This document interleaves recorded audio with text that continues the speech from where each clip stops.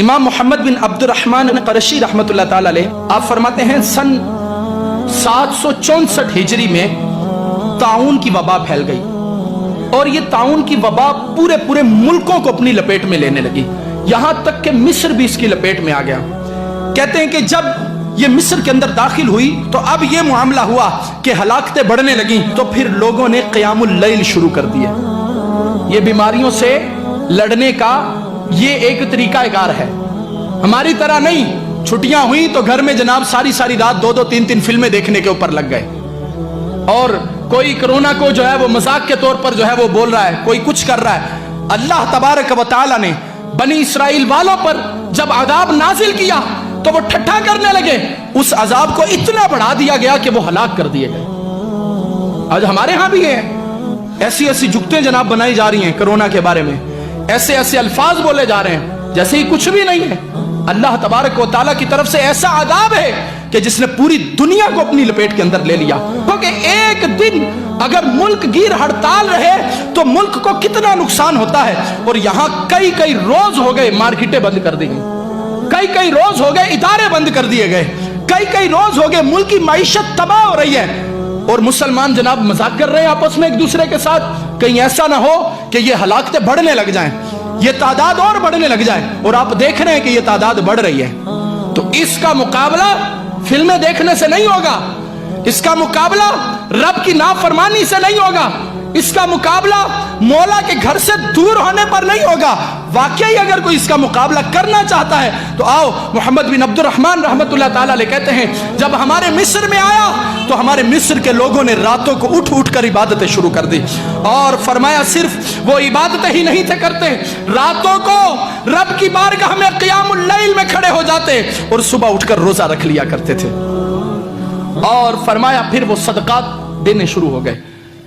کیا کرنے لگے؟ صدقے دینے لگ گئے۔ اور ہماری حالت کیا ہے؟ ابھی کوئی پرماننٹ جو ہے وہ لیٹر جاری نہیں ہوا، کوئی نوٹس یا اعلامیہ جاری نہیں ہوا ہے کہ جناب مارکیٹیں بند ہی کرنی ہے، تو آپ دیکھیں ذخیرہ اندوزوں نے ذخیرہ اندوزی شروع بھی کر دی، چیزیں مہنگی ہونے بھی شروع ہو گئیں، جس نے 1 کلو چیز لینی تھی وہ 10 کلو لے کر گھر میں آ گیا۔ ارے تمہیں تمہارے رب پر اتنا بھی توکل نہیں؟ جو پرندوں کو عطا فرما سکتا ہے وہ تمہیں بھی دے گا، جبکہ تمہارا یہ دعویٰ ہے کہ تم اشرف المخلوقات ہو، جبکہ تمہارا یہ کہنا ہے رزق نہ رکھ دے کول پنچھی تے درویش، جنہانو توکل رب تے انہانو رزق ہمیش۔ اور آج ہم نے جناب ایسی نفسا نفسی کا عالم ڈال دیا، کیا خریدنے والے کیا بیچنے والے سب کے سب نانا۔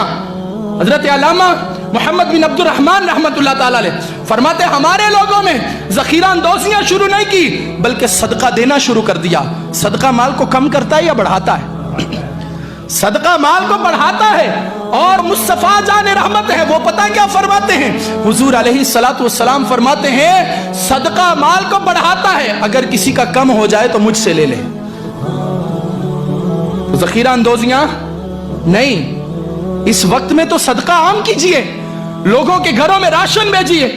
آپ کو لگتا ہے کہ میں کسی کی مدد کر سکتا ہوں تو اس کی مدد کیجئے، کیونکہ یہ وہ وقت ہے جب امت پریشان ہے، یہ وہ وقت ہے جب مسلمان بے روزگار پھر رہے ہیں، لہٰذا ان کے اوپر خصوصی نگاہ رکھیے، ان کے گھر بار کا خیال کیجئے، ان کے گھروں میں راشن بھیجئے۔ میں تو یہاں تک بولوں گا کہ جنہوں نے یہ ذہن بنایا ہے نا کہ وہ رمضان میں زکاتیں نکالیں گے یا وہ شعبان میں نکالیں گے، کوئی بات نہیں، اس بار 2 مہینے پہلے نکال دو، اس بار 2 مہینے پہلے نکال دو، کیونکہ مسلمانوں کو تمہارے مال کی ضرورت ہے۔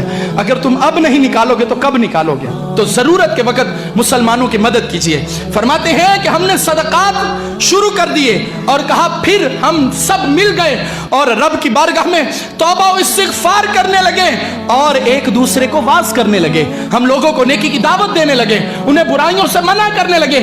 کہتے جب ہم نے دیکھا کہ طاعون ہمارے گھروں کے اندر آنے لگا، پھر ہم نے ایک کام کیا جس سے رب نے طاعون کو ہمارے وطن سے بھگا دیا۔